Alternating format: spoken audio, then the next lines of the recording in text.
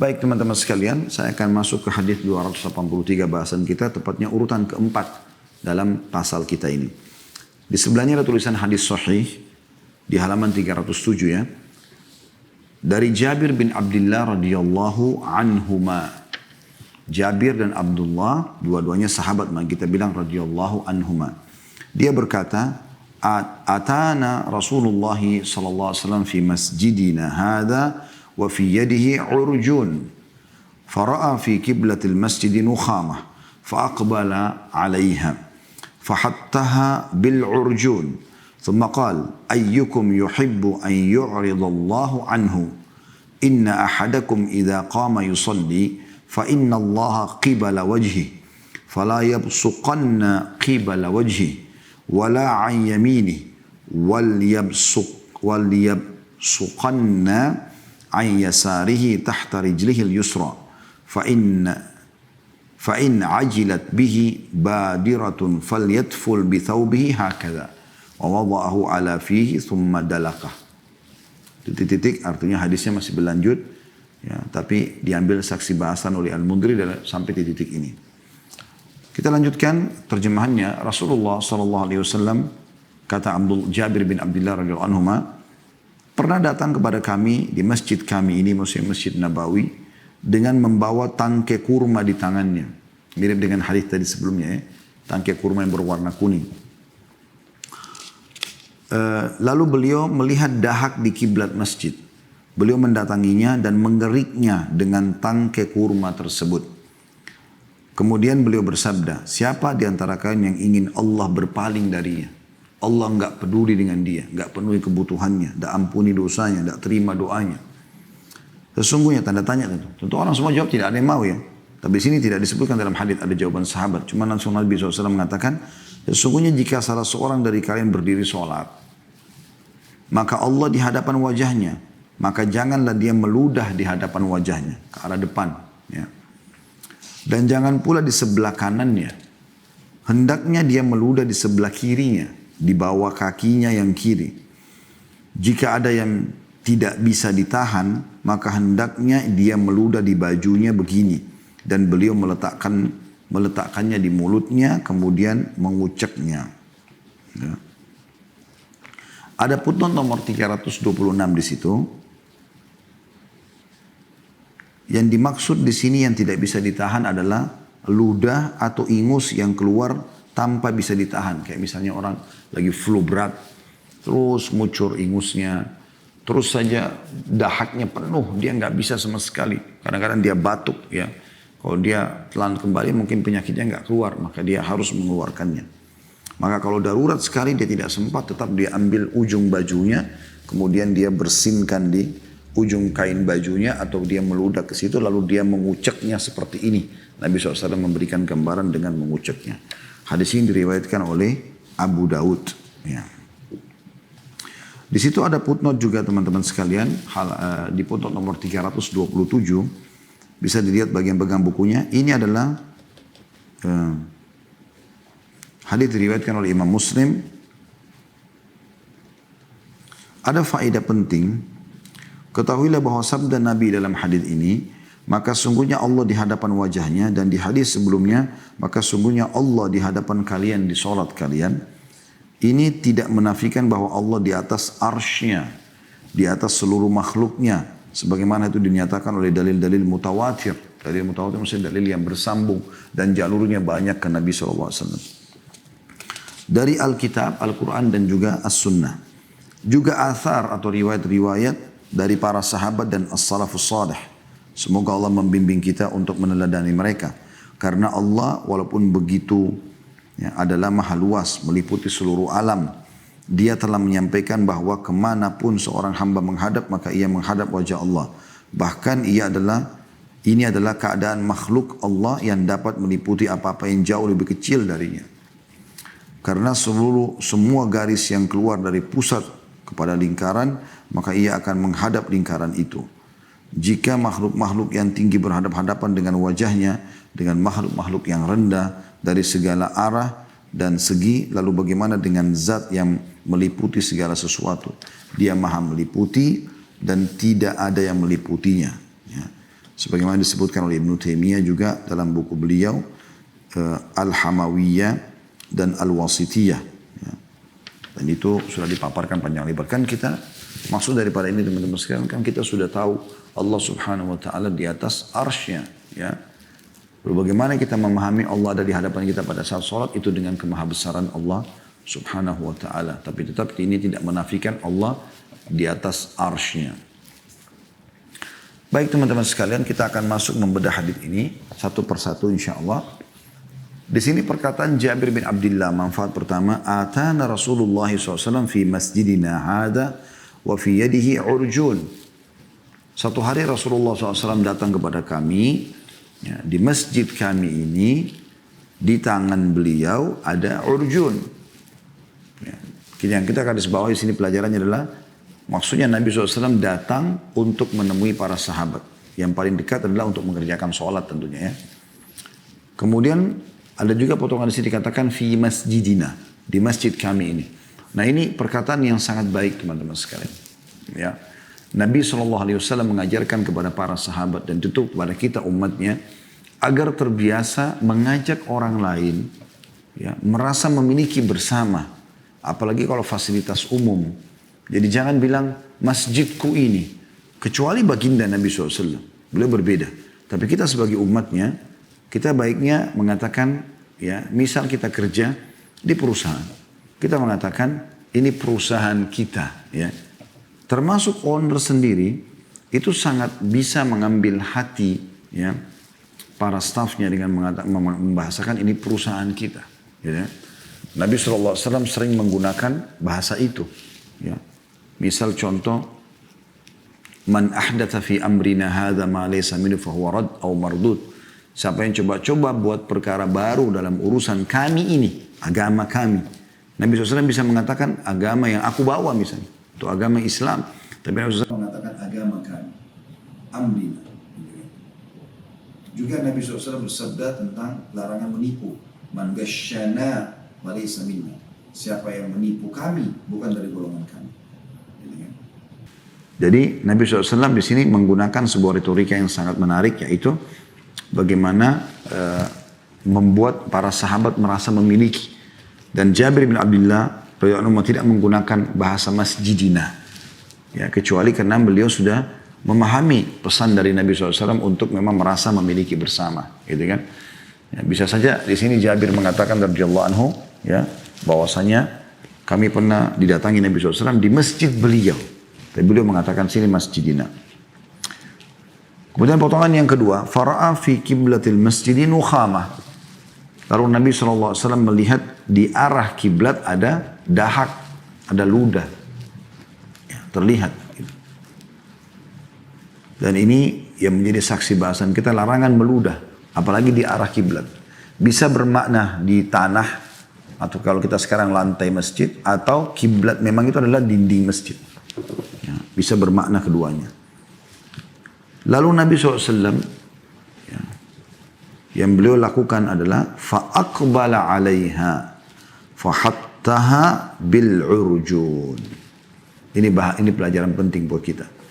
Lalu beliau mendatangi dahak itu atau ludah itu, lalu beliau mengikisnya, membersihkannya dengan urjun tadi, ya, potongan tangkai kurma.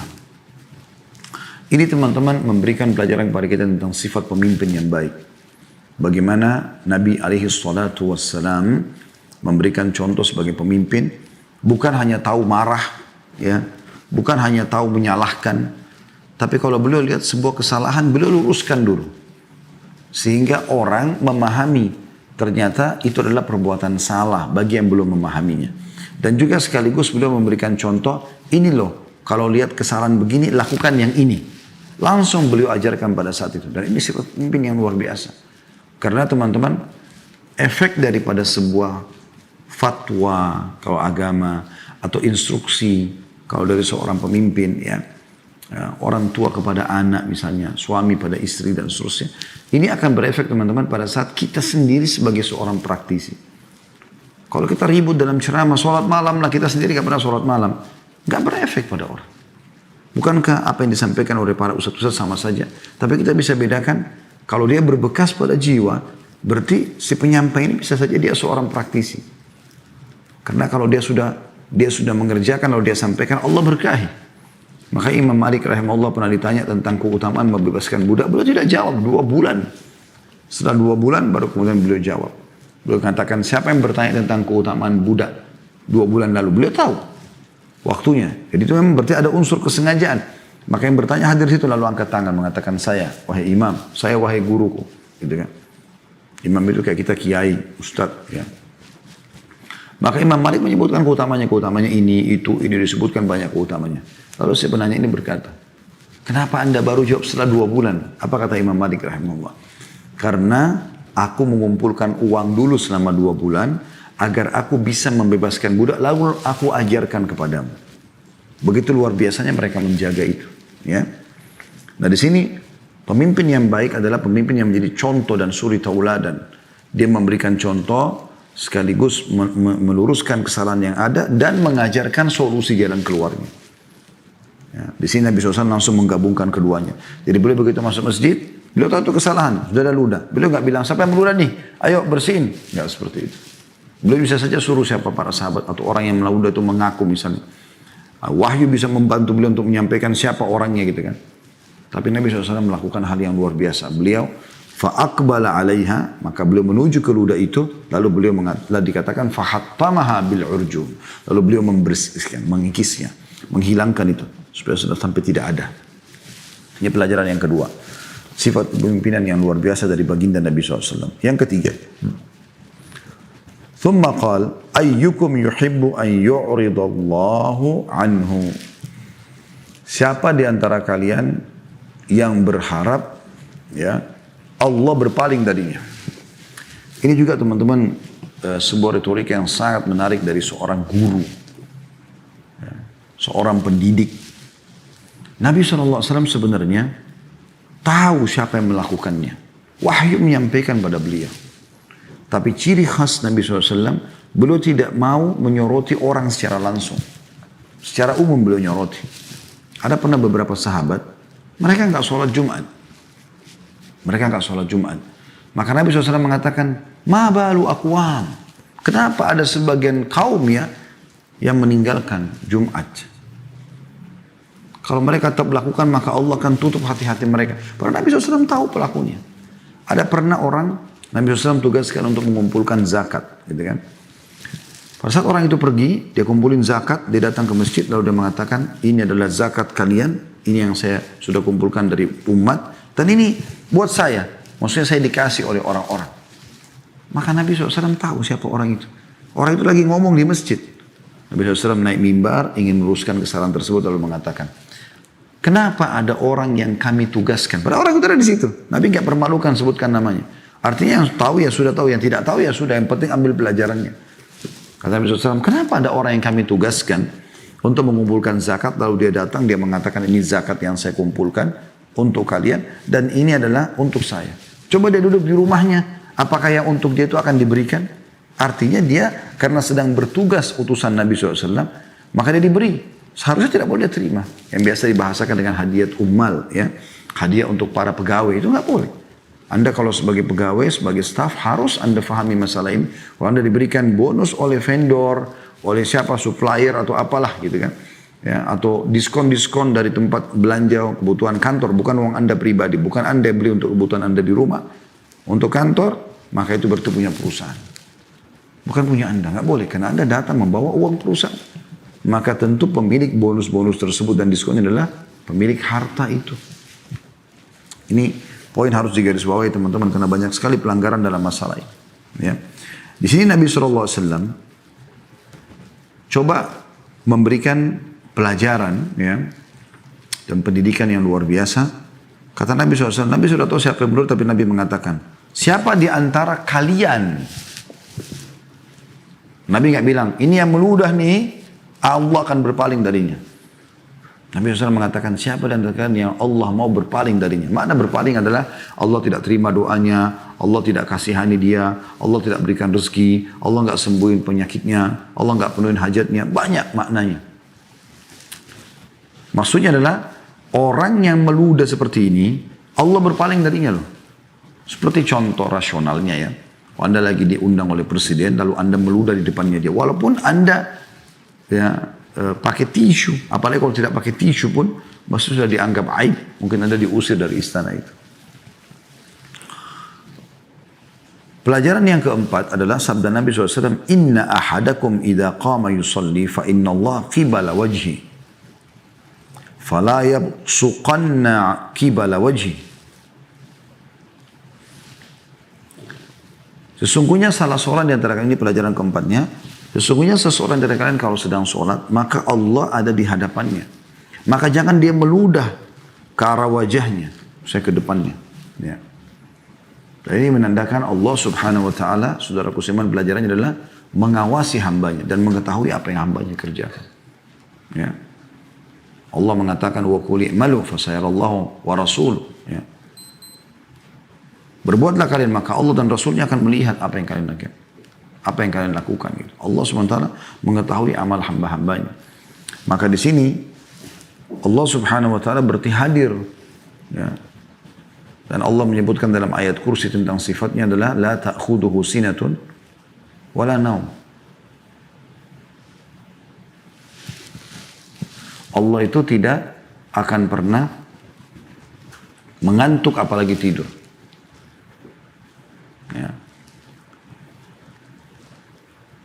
Jadi Allah subhanahu wa ta'ala bukan seperti manusia yang bisa tidur, yang bisa capek, yang segala macam.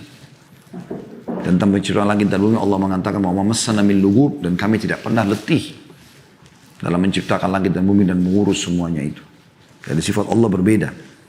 Maka di sini menandakan potongan ini Allah subhanahu wa ta'ala hadir di dalam setiap aktivitas hambanya dengan kemahabesarannya dan kemahakuasaannya tentu sebagai pencipta. Maka dikatakan oleh karena itu janganlah meludah ke arah wajahnya. Kemudian potongan yang kelima adalah wala ayyamini. Ini pelajaran kelima. Dan jangan dia juga meludah ke sebelah kanannya. Hadis ini tidak dijelaskan apa sebabnya, tapi hadis sebelumnya sudah dijelaskan ya. Yang kita sudah tadi review atau kita kembali, yaitu hadis yang 282. Potongan hadisnya dikatakan wal malaku an yamini. Itu dikarenakan karena ada malaikat di sebelah kanannya. Jadi di sini dilarangnya meludah sebelah kanan karena menghormati malaikat. Kemudian potongan yang keenam adalah waliyabsuqanna an yasarihi tahta rijlihil yusra. Dan kalau dia harus meludah pun, maka dia meludah ke sebelah kirinya, ke arah kakinya sebelah kiri. Maksudnya adalah bukan juga ke atas ya, tapi dia arah ke bawah, nunduk ke sebelah kiri, ke arah kakinya. Supaya kalaupun naudzubillah terpencar atau berserakan, ya itu tidak akan kena orang yang di sebelah. Itu yang dimaksud sini. Ini pelajaran yang keenam. Berarti di sini teman-teman kita ambil pelajaran boleh meludah kalau darurat, ya. Walaupun dalam sholat, tapi ke sebelah kiri. Dan sudah dijelaskan tentu menggunakan wadah, ya. Terbukti wadah itu dijelaskan di potongan yang selanjutnya, yaitu fa in ajilat bihi badiratun falyatful bi thawbihi hakadha wa wada'u ala fihi thumma dalakah. Dan kalau seseorang darurat sekali harus meludah, maka dia segera mengambil bajunya. Tiba-tiba bersin, tiba-tiba harus dahak keluarin, maka dia gunakan ujung kain bajunya. Nah, ini pelajaran terakhir yang kita ambil dari hadis ini dan dianjurkan untuk mengucapnya. Ya. Jangan anggap remeh nih teman-teman sekalian. Jangan anggap remeh. Karena banyak orang kadang-kadang kalau tidak masuk di akalnya, maka dia menolaknya. Nggak boleh dia nolak. Jangan Anda bilang, ih nanti jorok ya. Mana lebih jorok teman-teman sekalian? Dalam pandangan Anda. Meludah, berserakan, jatuh ke karpet masjid atau lantai masjid, atau di baju Anda. Baju kita habis sholat bisa kita cuci. Kan gitu. Dan pasti ada hikmah ilahi yang luar biasa. Mirip dengan hadis Nabi SAW yang menyuruh untuk, ini tentu bahasan berbeda ya. Tapi Nabi SAW mengatakan kalau lalat hinggap di minuman seseorang di antara kalian, kemudian mati, celupkanlah. Karena di sayap kanannya ada racun, di sayap kiri ada penawarnya. Banyak orang anggap remeh biasa masalah itu. Ya. Padahal di era sekarang, di zaman teknologi yang canggih ini, terbukti ternyata yang paling banyak membuat orang kena penyakit justru lalat memang ya. Taruh dari hewan, jenis hewan. Dan itu ternyata diadakan penelitian, berbulan-bulan ditemukan, di sayap kanan ada penyakit, di sayap kiri ada penawarnya. Dan diadakan praktek, seperti yang Nabi SAW sampaikan, dimasukkan dalam susu, tanpa mereka tahu kalau Nabi sudah sampaikan masalah itu. Ya. Jadi masuk akal atau tidak masuk akal kita, ya, tetap kita mendahulukan sunnah baginda Nabi alaihi salatu wassalam.